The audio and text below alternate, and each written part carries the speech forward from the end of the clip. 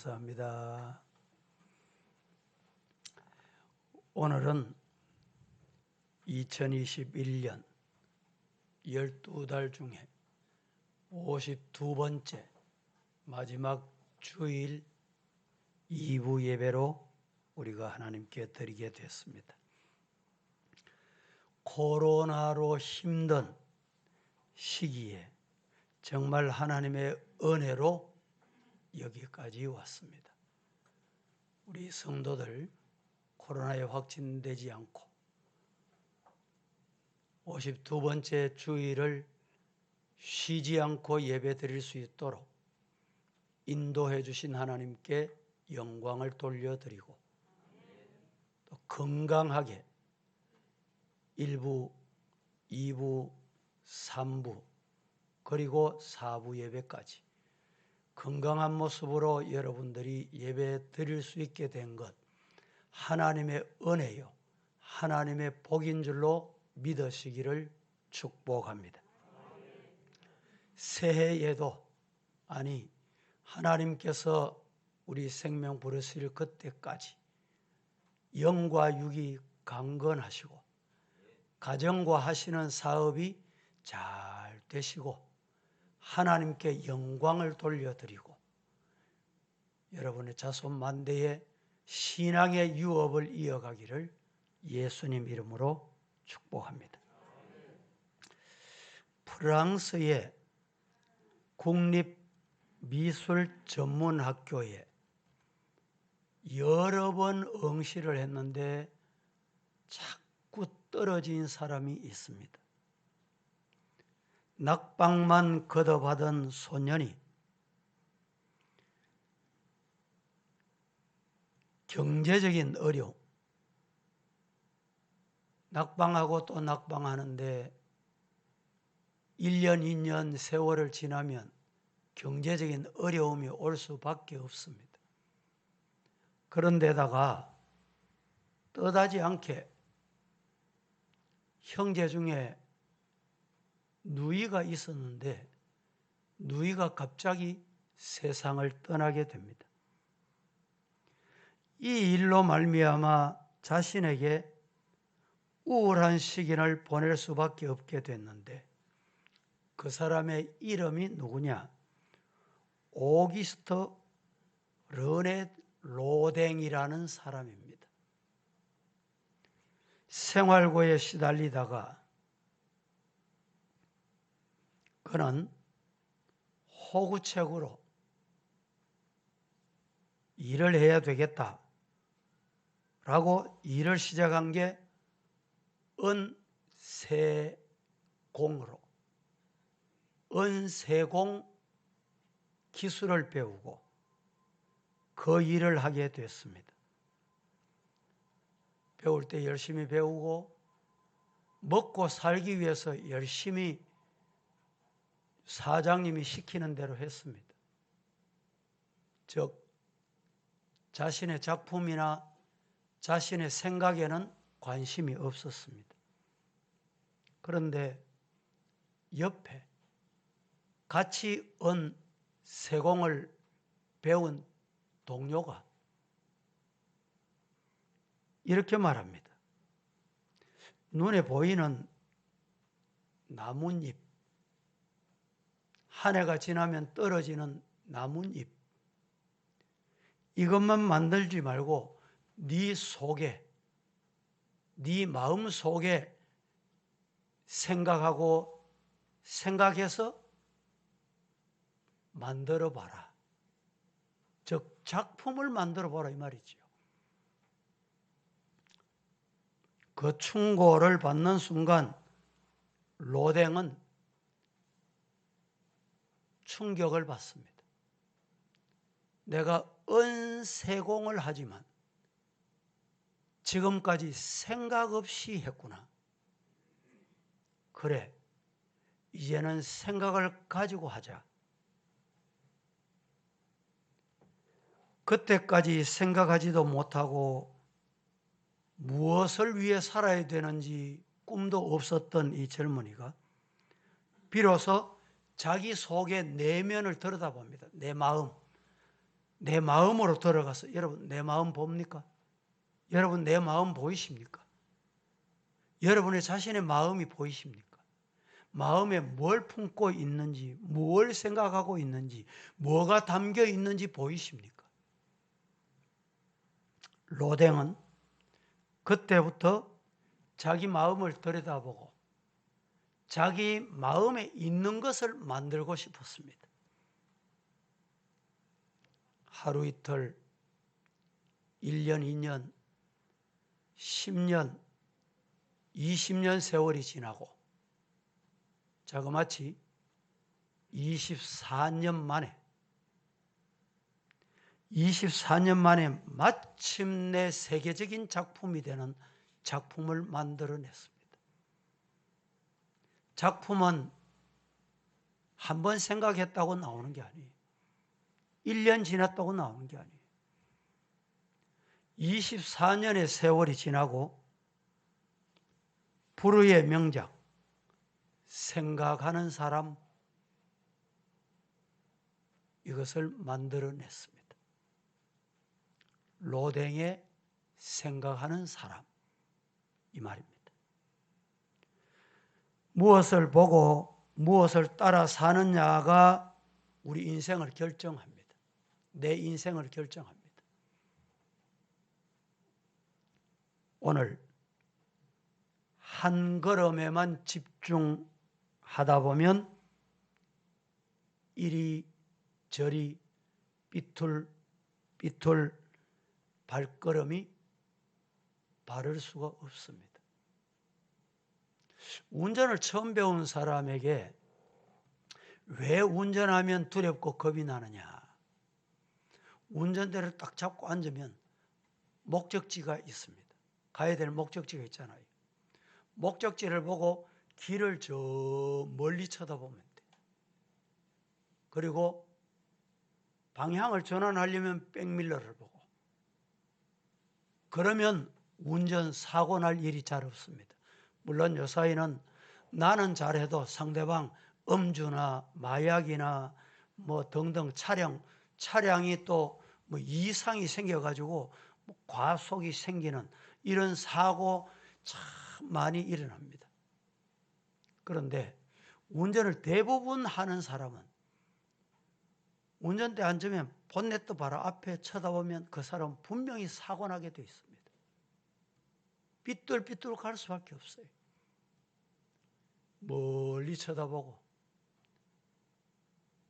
내가 가야 할 목적지를 향해서 안전히 엑스레이드를 밟으면 사고 없이 인생 목적지까지 갈 수가 있습니다. 여러분, 인생이 힘드십니까? 힘들지 않는 인생은 없습니다. 힘드시더라도 어려우시더라도 로댕같이 다시 한번 내 마음을 들여다보시고 내 마음에 뭐가 있는지, 무슨 생각이 담겨 있는지 그 생각에 따라 내 인생이 전개됩니다. 하나님이 내 마음에 자리 잡고 내 중심에 계셔서 좌정에 계시면 하나님이 가라면 가고 하나님이 하라면 하고 하나님의 복을 받는 성도가 되시기를 예수님 이름으로 축복합니다. 오늘 제목이 바울에게서 신앙의 삶을 배우자. 바울이 어떤 삶을 살았냐? 오늘 본문에 보면 여러분들이 혹시 성경을 가지고 계시는 분 중에 밑에다가 성경 본문 밑에 주석을 달아놓은 성경들이 요사이 많이 있습니다.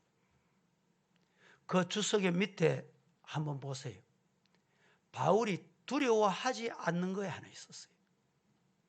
그게 뭔지 아세요? 죽음을 두려워 안 했습니다.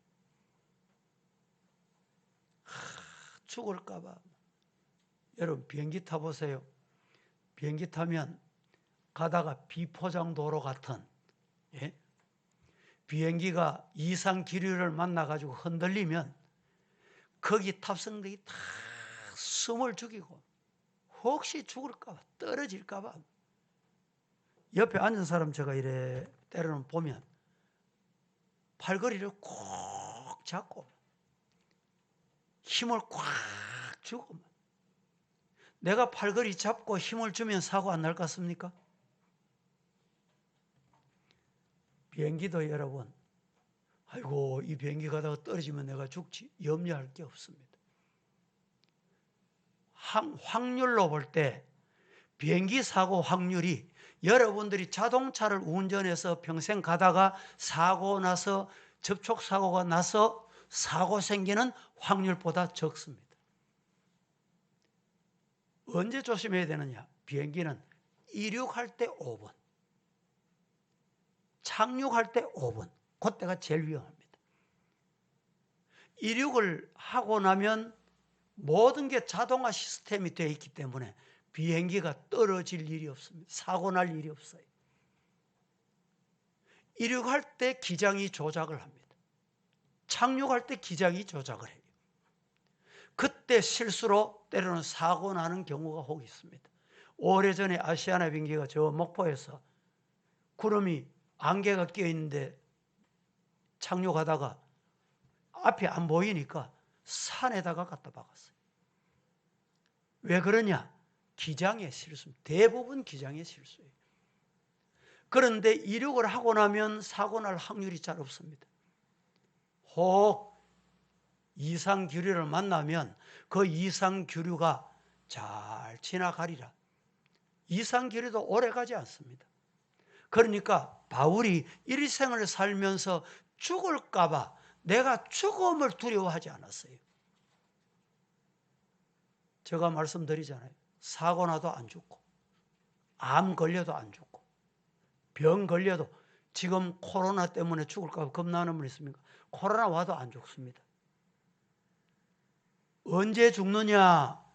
코로나가 오든지 암이 오든지 사고가 나든지 해도 안 죽는데 언제 죽느냐? 사명이 끝나면 죽습니다. 바울이 그걸 알았어요. 죽음을 두려워 안 했습니다. 그래서 바울이 다메섹에서 예수님을 만나고 난 다음에 그는 자그마치 15년 동안의 방랑 생활을 합니다. 말이 방랑 생활이지 좀 쉽게 여러분에게 말씀을 드리면 15년 동안의 전도 여행을 다녀요. 가는 곳마다 전도하고, 가는 곳마다 선교하고, 가는 곳마다 복음 전하고, 가는 곳마다 예배드리고, 가는 곳마다 교회를 세우고. 이게 쉬운 일입니까? 집 나가서 여러분 일주일만 여행하다가 돌아와서 하시는 말씀이 아이고 내 집이 좋다. 여행이 참 힘들고 어렵습니다.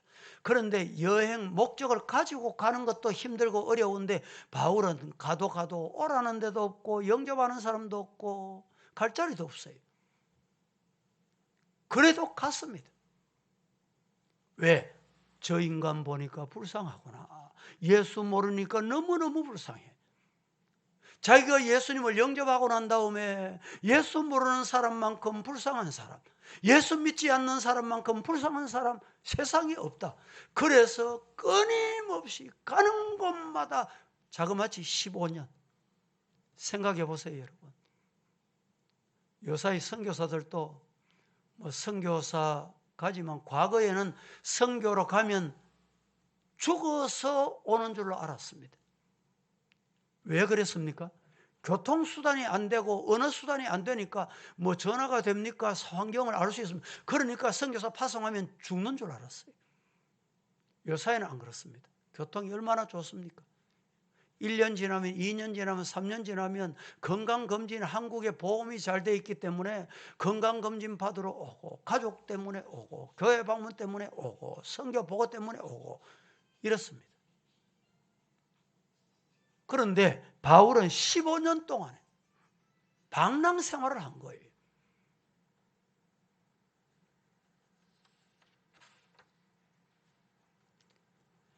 15년 동안에 전도하면서 말로 다할 수 없는 고난, 요 사이는 매 맞는 게 부모도 자식을 잘 못 때리잖아요. 우리나라는. 바울은 가는 곳마다 복음 전한다고 너가 왜 여기 왔어? 왜 이 복음 전해? 이러면서 매를 수도 없이 맞았어요. 50에 하나 감하는 매. 얼마나 많이 맞았던지. 이런 거 보면 여러분 지금 예수 믿는 거 복인 줄로 믿으시기를 바랍니다. 뿐만 아닙니다. 사람, 짐승, 대부분 집 나서면 짐승이 무섭고 산에 가보세요. 요사이 여기 이 산은 멧돼지가 있으니까 뭐 조심하세요. 뭐 이런 간판을 보잖아요. 짐승이 무섭습니다. 뭐 좀 깊은 산골 들어가면 생각지 않는 짐승이 나타나면 조심해야 돼요. 그런데 세상에서 가장 무서운 게 뭔지 아세요? 인간이 가장 무섭습니다. 사람이 가장 무서워요. 바울도 사람을 가장 무서워했습니다. 왜? 가는 곳마다 복음 전한다고 매를 맞고 매를 맞았거든. 뿐만 아니라 깊은 바다에 배를 타고 가다가 요새에는 기상청에서 이 일기예보를 많이 하잖아요.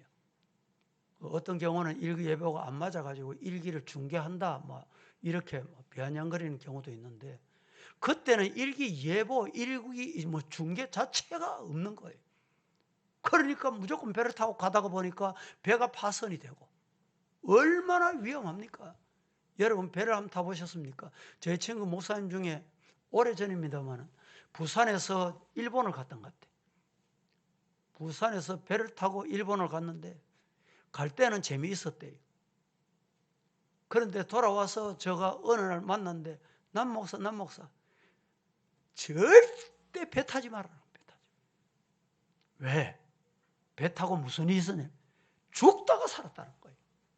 그 배 탄 사람이 오바이트 하고 막 죽는 줄 알고 막 배가 휘청거리면 함성이 막 움직이고. 여러분 이런 배를 한번 타보셨습니까? 예? 바울은 관광이 아니고 자기 어떤 생의 목적을 위해 간 게 아니고 예수 이름 전하려고 배를 타고 가다가 배가 파손된 거예요. 배가 죽음을 넘나들었다 이 말입니다. 이렇게 고생을 겪으면서 전도해 오던 바울이 이제 어디 왔느냐? 예루살렘으로 올라갑니다. 지금 예루살렘으로 올라가는 길에 시간은 바쁘고 몸은 피곤하고 지쳐 있는데 밀레도라는 곳에서, 밀레도라고 하는 항구에서, 밀레도 바로 곁에 에베소가 있습니다. 에베소에서 15년 동안 여러분 선교하고 전도했으니까 지나가면서 예배 드린 곳이 교회가 된 거예요. 그래서 직분자를 세웠어요. 장로들도 세우고 직분자를 세웠습니다. 이 밀레도에 도착한 이 바울이 이 에베소 교회 장로들이 지금 교회 생활을 바로 하고 있나? 에베소 교인들이 신앙관이 바로 가지고 있나? 확인하고 싶었어요. 그래서 오늘 본문에 보니까 18절에 17절 후반부에 교회 장로들을 청하니 18절에 오매 그들에게 말하되 아시아에서 들어온 첫날부터 지금까지 내가 여러분 가운데서 어떻게 행한 것, 이게 중요해요. 오늘 바울이 에베소 교회를 어떻게 세웠습니까? 바울이 어떻게 복음을 전했습니까? 바울의 신앙의 삶을 본받자, 이 말씀에 담겨 있습니다. 몇 가지로 말씀을 드리려고 하는데, 첫째, 바울의 겸손한 삶을 배우자. 바울이 얼마나 겸손했던지. 여러분, 바울이 어떤 사람인지는 사울이었을 때 그가 어떤 사람이었다는 것을 우리가 모르는 분이 잘 없어요. 19절 말씀 한번 봉독하고 계속하겠습니다. 시작. 모든 겸손과 눈물이며 유대인의 관계로 말미암아 당한 시험을 참고 주를 섬기는 것과 모든 겸손과 어떤 일을 하든지 신앙에는 겸손이 최고입니다. 모든 겸손, 이 말을 해석을 제가 일부 예배 때 이렇게 했습니다. 겸손은 여기 담겨있는 물과 같아요. 모든이라는 말은 이 그릇과 같아요. 이 그릇이 정상적이면 여기에 물이 정상적으로 담겨 있습니다. 그런데 이 그릇이 금이 같다. 그러면 담겨 있는 물이 어떻게 될까요? 다 흘러 내려가겠죠. 새겠죠. 이 그릇이 깨지면 어떻게 될까요? 파산나는 거예요. 흩어지는 거예요. 겸손이 안 보여요. 무슨 일을 하든지 찬송을 하든지 예배를 드리든지 교회에 오시든지 가족을 만나든지 성도를 만나든지 친구를 만나든지 누구를 만나도 신앙생활의 최고 어뜸이 뭐냐? 겸손입니다. 믿습니까? 그래서 어거스틴이 제자들에게 신앙생활의 최고 어뜸이 뭡니까? 물었더니 첫째 겸손이다. 두 번째는 뭡니까? 두 번째도 겸손이다. 아니 그러면 세 번째는 뭡니까? 세 번째도 겸손이다. 우리 겸손의 성도가 되기를 예수님 이름으로 축복합니다. 바울이 겸손했다는 말은 우리 생각과는 비교가 안 되는 사람이에요. 원래 바울의 이름이 사울입니다. 사울. 크다, 존귀하다, 이런 이름까지 겸손을 찾아볼 수 없는 사람이었어요.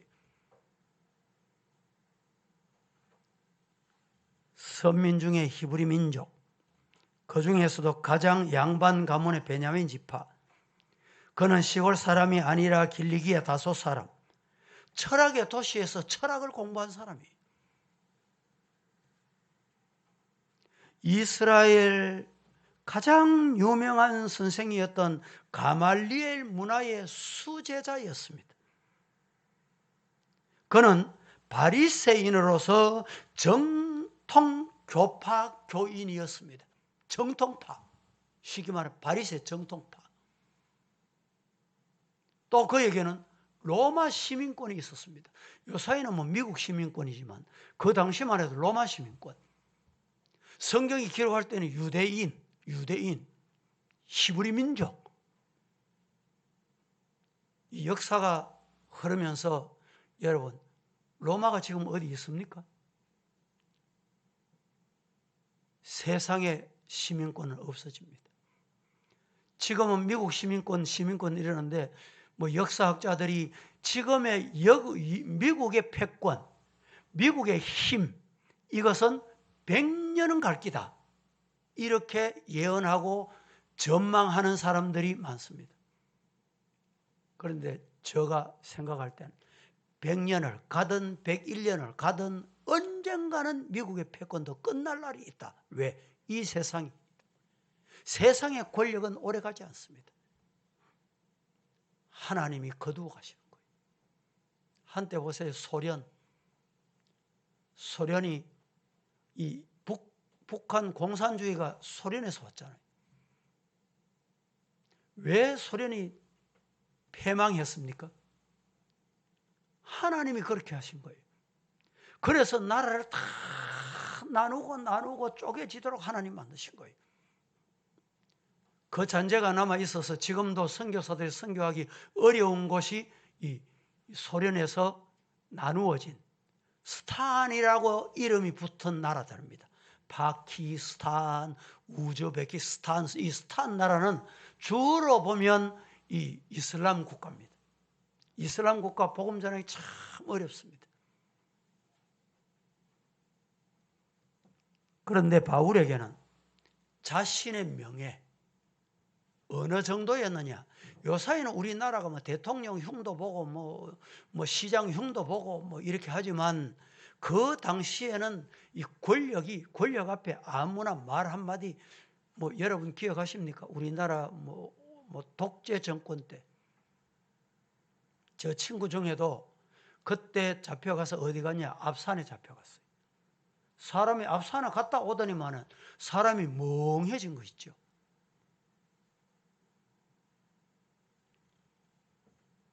그런데 그 당시 국회의장 이러면 그 옆에 가서 누가 얼굴도 마음대로 못 드는 그런 시대가 아닙니까? 그런데 바울은 그 국회의장격에 해당되는 힘을 가지고 있고 국회의장격에 해당되는 사람과 마음대로 주고받고 이런 권력의 세계 사람이었어요. 그런데 여러분, 바울 마음에는 예수님을 어떻게 생각했습니까? 갈릴리 목수의 아들이다 생각을 하고 예수님을 별로 귀하게 여기지 않아서 업신여겼어요. 업신여겼어요. 그래서 예수 믿는 사람을 가장 핍박한 인간이 바로 이 사울이었습니다. 그 당시에 예수 믿는 사람들이 예수님을 믿기 위해서 피해서 어디로 갔냐? 다메섹에 갔습니다. 다메섹에 숨어서 예수를 믿고 지하에서 예수를 믿고 복음을 전하고 이 사실을 사울이 알은 거예요. 그래서 사울이 다메섹에 왜 갔습니까? 예수 믿는 사람을 잡아 죽이기 위해서 갔습니다. 그래서 스데반을 죽이는데 앞장섰던 사람이 바로 이 사울이었잖아요. 가다가 다메섹에 예수 믿는 사람을 잡아 죽이기 위해서 가다가 어떻게 됐습니까? 하늘에서 뭐가 들렸어요? 하늘에서 뭐가 났어요? 소리가 났어. 따라해 봅니다. 하늘에서 음성이 들리는지라. 오늘 이 시간에 하늘에서 하나님의 음성이 들려지기를 축복합니다. 그 음성을 듣고 사울이 뭐라고 말합니까? 주님, 너무너무 떨려. 주님, 도대체 누구십니까? 누가 나를 이렇게 부르십니까? 그때 주님이 뭐라고 말씀하셨어요? 주님이 하신 말씀이 뭡니까? 사울아, 나는 네가 핍박하는 예수다. 물어봅니다. 사울이 예수님 핍박했습니까? 예수님 욕했습니까? 예수님께 덤벼들었습니까? 아닙니다. 예수님께 덤벼든 적이 없어요. 예수님 핍박한 적이 없어요. 누구 핍박했어요? 예수님 믿는 사람을 핍박한 거예요. 예수님 믿는 사람을 핍박하는 것이 바로 예수님 핍박하는 거다 이 말입니다. 네가 핍박하는 예수라는 거예요. 그때 사울이 여러분 어떻게 됩니까? 앞이 가리고 말문이 막히고 그 이후에 사울이 개종해서 베드로를 불러서 눈을 뜨게 되고 이 역사가 있은 후에 가서 복음을 전해도 아무도 안 믿어줬어요. 수년 동안에 복음을 전해도 안 믿어줬습니다. 왜? 저 사람이 예수 믿어라 복음 전하는데 속을 모르겠다는 거예요. 혹시 우리 잡아 가두려고 이중 뭐 속을 가려놓고 뭐 이중 방법을 쓰는 게 아니냐 이렇게 의심을 받을 정도로 사울이 복음을 전할 때 아무도 받아들이지 않았어요. 그때 중요한 사람이 한 사람 역할 누구냐? 바나바입니다. 바나바가 바울보다 먼저 예수님 만났어요. 바울이 선배입니다. 그런데 이 바나바가 바울을 소개하고 바울은 정말 하나님 앞에 다메섹에서 예수님을 만난 사람이야 소개를 하고 자기는 가리워져요. 바울이 예수님을 만난 이후에 나는 죄인 중에 괴수입니다. 나는 만삭되지 못하여 난 자 같습니다. 요사이는 10달 만에 엄마 뱃속에서 나와야 되는데 10달 못 채우고 뭐 8개월 만에 7개월 만에 태어나는 아이들이 있습니다. 7삭둥이, 8삭둥이. 태어나면 요새는 시설이 좋습니다. 이 산부인과 시설 잘 돼가지고 인큐베이터라는 게 있어요. 엄마 뱃속하고 똑같은 환경을 만들어서 거기서 잘 자라도록 만들어서 10달이 채워지면 나오도록 만들어요. 그런데 바울은 7삭둥이, 8삭둥이 엄마 뱃속에서 10달 못 채워 나왔기 때문에 여러분 그때 생각하면요. 요사이 같지 않습니다. 정상적인 사람으로 자랄 수가 없어요. 그런데 자기가 바로 그런 인간이었다는 거예요. 어떻게? 예수님을 만나고 보니까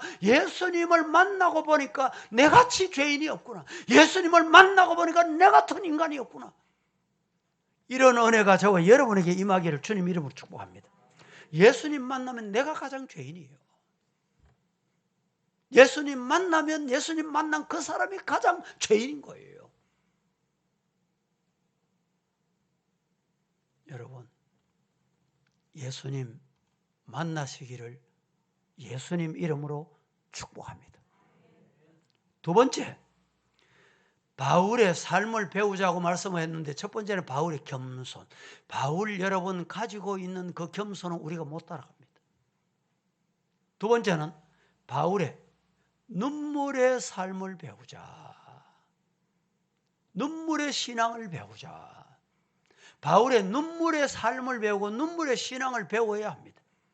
여러분 중에 신앙생활하고 기도하고 예배드리고 찬송 부르고 하나님 앞에 이렇게 신앙생활하다가 눈물 흘려본 경험이 있습니까? 눈물 흘려본 그것이 옛날 추억이 돼버린 사람 없습니까? 저는 며칠 전에 주일 마치고 다 퇴근했습니다. 저도 퇴근을 했지요. 늦은 시간에 다시 교회에 왔습니다. 다시 교회에 와서 이 자리에 앉아서 하나님, 주님 몸된 교회, 주님 피 흘리신 교회, 주님의 사랑하는 교회, 주님이 책임져 주십시오. 성전 건축도 우리 성도들이 영혼을 여러분 성도들이 영혼의 이름을 부르면서 기도하면요 하나님이 그 영혼을 깨뚫어 보여주실 때가 있어요. 이런 경험 해보셨습니까? 저희 아버님이 남목사 아들 남목사야 말씀하시면요 꼭 그 현상이 나타나요.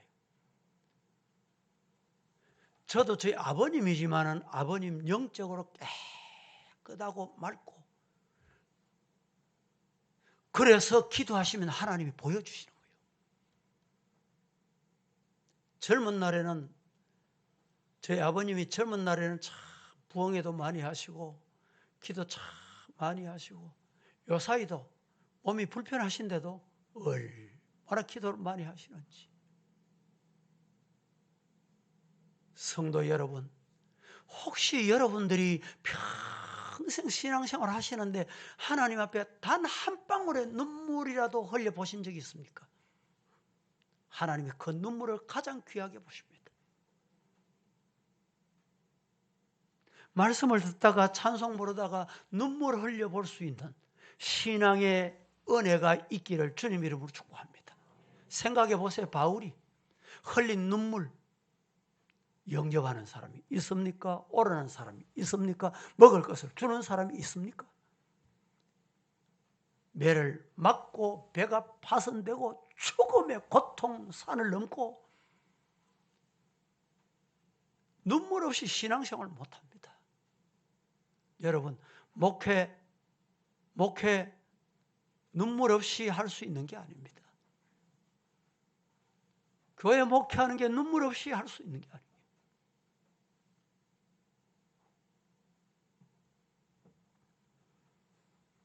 따라하십시다. 눈물은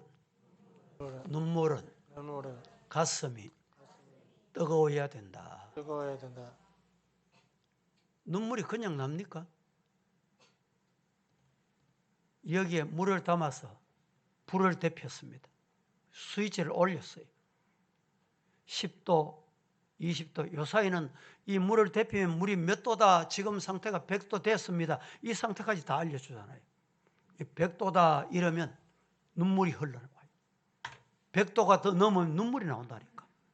김이 서려가지고 눈물이 돼가지고 이 그릇 바깥으로 흘러나와요. 요리해보세요.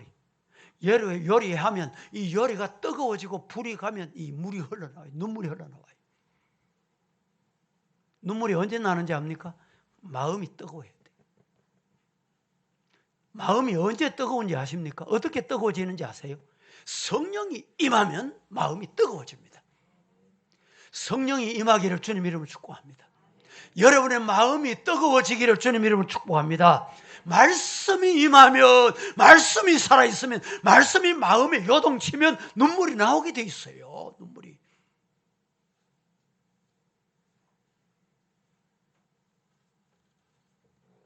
가슴이 뜨거워지면 행실이 불로 다 태워버리고 잘못된 거 태워버리고 나면 눈물이 쏟아지게 돼요. 사도 바울의 눈에서는 뜨거운 눈물이 흐르면서 가슴은 감격에 넘쳤고 손발은, 여러분, 이 가슴이 뜨거워지면 성령이 임하면 손에, 발에, 얼굴에 그 성령의 역사 뜨거움이 나타나게 되어 있어요. 죄를 어떻게 지십니까? 손으로 짓고 발로 짓고 말로 짓고 얼굴로 짓고. 어제 지난주 제가 말씀드렸죠. 여자분들은 하루에 거짓말을 180번, 남자들은 220번 한다. 어느 연구 심리학자가 그렇게 발표했는 걸 제가 했죠. 여러분들은 아이고 목사님 그 말은 안 맞는 것 같다. 저도 안 맞는 것 같아 가지고 자세히 봤어요. 보니까 거짓말을 어떻게 하느냐. 말로 거짓말하고 눈동자로 거짓말해. 눈동자로. 얼굴 표정으로 또 거짓말해. 이래가지고 그러면 한 180번 맞겠다. 220번 되겠다. 여러분 성령이 임하면 이것이 이제 태워져요. 변화된다. 변화. 세 번째, 바울의 삶에서 우리가 배워야 될 게 뭐냐? 바울의 인내의 삶을 배우자. 인내. 우리가 배워야 할 것 중에 인내의 삶을 배우자. 19절 같이 한번 봉독하겠습니다. 다 함께 시작. 모든 겸손과 눈물이며 유대인의 관계로 말미암아 당한 시험을 참고 주를 섬긴 것과, 겸손과 눈물, 그리고 유대인의 관계, 간사하고 괴계를 부리는 것, 간사하고 괴계를 부리는 것, 꾀를 쓰는 것. 하나님은 다 아십니다. 사람 모르는 것 같지요? 시간이 지나면 나타나요. 바울이 이걸 당해서 관계로 말미암아 당하는 시험을 어떻게 했어요? 참았어. 간사하게 괴계를 부려도 바울은 말하지 않았어. 덤벼들지 않았어요. 변명하지 않았어요. 참았어. 바울의 인내를 배우시기를 예수님 이름으로 축복합니다. 그런데 인내는 누구에게 가능하냐? 누가 인내할 수 있느냐? 이게 중요해요. 인내는 어디서 오느냐? 어떻게 참아요? 목사도 때로는 여기까지만 올라올 때 있어요. 그런데 진노를 어떻게 참느냐? 이게 중요합니다. 어떻게 참을 것 같아요, 여러분? 누가 참을 수 있을 것 같아요? 하나님이 나를 사랑하신다. 그리고 하나님이 저 영혼을 사랑하고 계실 기다. 사랑하시기 때문에 하나님이 책임지신다. 이 마음이 있으면 인내합니다. 인내해요. 여러분, 환경 보면 인내하기 어려울 때 있죠. 나타나는 현상 보면 인내하기 어려우실 때 있죠. 그 나타나는 현상 보시면 인내 못합니다. 그 현상 보시면 안 돼. 하나님이 나를 사랑하신다. 하나님이 저 사람도 사랑하신다. 내 원수 같은 사람도 사랑하신다. 성경에 보세요. 예수님께서 네 원수도 사랑해라. 원수 여러분 사랑할 수 있습니까? 사랑이 됩니까? 사랑이 돼요? 예? 그런데 예수님이 사랑하라 했잖아. 사랑할 수 있거든 사랑해라 이렇게 말씀 안 했어요. 인내할 수 있는 방법이 하나가 있는데 하나님이 나를 사랑하시듯이 하나님은 사랑이 하나님이다. 그러면 인내합니다. 왜? 사랑이 하나님이 책임진다는 말이에요. 믿으시기를 주님 이름으로 축복합니다. 21절 말씀 한번 보겠습니다. 21절 시작. 유대인과 헬라인들에게 하나님께 대한 회개와 우리 주 예수 그리스도께 대한 믿음을 증언하는 것이라. 유대인과 헬라인들에게 하나님께 대한 회개와 우리 주 예수 그리스도께 대한 믿음을 증언했다. 우리가 하나님의 말씀을 전하는데 입술을 사용하시기를 축복합니다. 때로는요, 보이면, 사람이 보이면, 아이고, 옷을 왜 저래 입었노? 왜 저렇게 모양이 저렇게 해왔노? 왜 그렇게 사노? 이래 보일 때 있죠. 그런데 그걸 보시면 안 돼요. 사람은, 성도들은 그걸 보면 안 돼. 며칠 전에 우리 모 집사님이 큰 수술을 받았어요. 요사이는 수술 받아도 병원에 뭐 신방도 못하고 전화로 신방하고 집에 가서 신방 예배 드리고 병원에 보내고 이랬는데 집사님이 누구를 통해 찍었는지 가족을 통해 찍었는지 여기서 이따만큼 이 복개하고 지금 이 수술한 흔적을 저희한테 찍어가 보냈어요. 왜 보냈을까? 그분은 교회에서 자기에게 좀 관심 가져주면 좋겠다. 어떤 관심인지는 모르죠. 뭐 그런 마음이 분명히 있었을 거예요. 여러분, 우리 사람은 외모를 보면 안 돼요. 환경을 보시면 안 돼요. 사람을 볼 때 제가 늘 말씀드리죠. 제가 안경 끼고 있죠. 안경을 끼고 봐야 돼요. 바로 보면 미움이 생겨요. 바로 보면 용서 못할 일이 생겨. 그래서 어떻게 봐야 되느냐? 안경을 끼고 봐야 되는데 부인을 볼 때, 남편을 볼 때, 자식을 볼 때, 부모를 볼 때 아이고 우리 부모는 왜 저래? 내 자식은 왜 저래? 그래 보시면 안 돼요. 하나님을 통해서 보세요.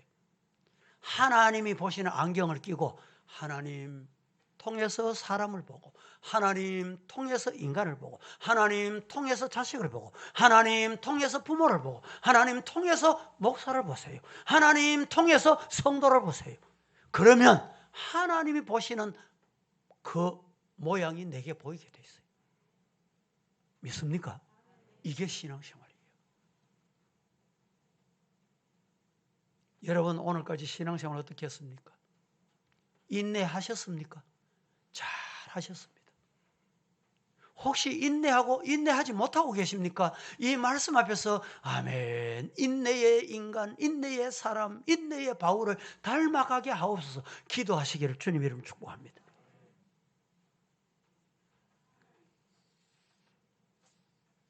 네 번째, 바울의 삶을 우리가 배워야 되는데 첫째는 겸손의 삶을 배우고 둘째는 눈물의 삶을 배우자. 셋째는 인내의 삶을 배우자. 그리고 마지막 네 번째, 바울의 성령에 순종하는 삶을 배워야 됩니다.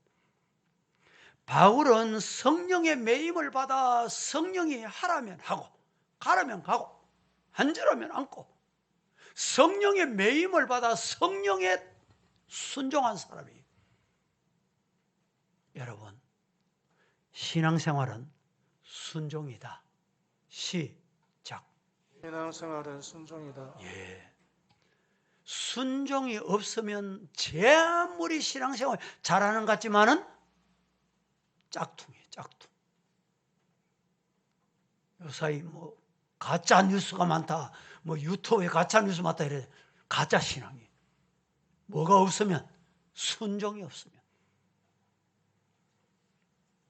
22절에서 24절 같이 합독하겠습니다. 시작.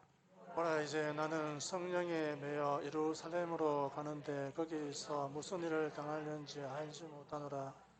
오직 성령이 각 성에서 내게 증언하여 결박과 환난이 나를 기다린다 하시나, 내가 달려갈 길과 주 예수께 받은 사명 곧 하나님의 은혜의 복음을 증언하는 일을 마치려 하면은 나의 생명조차 조금도 귀한 것으로 여기지 아니하노라. 22절 보라, 이제 나는 성령에 매여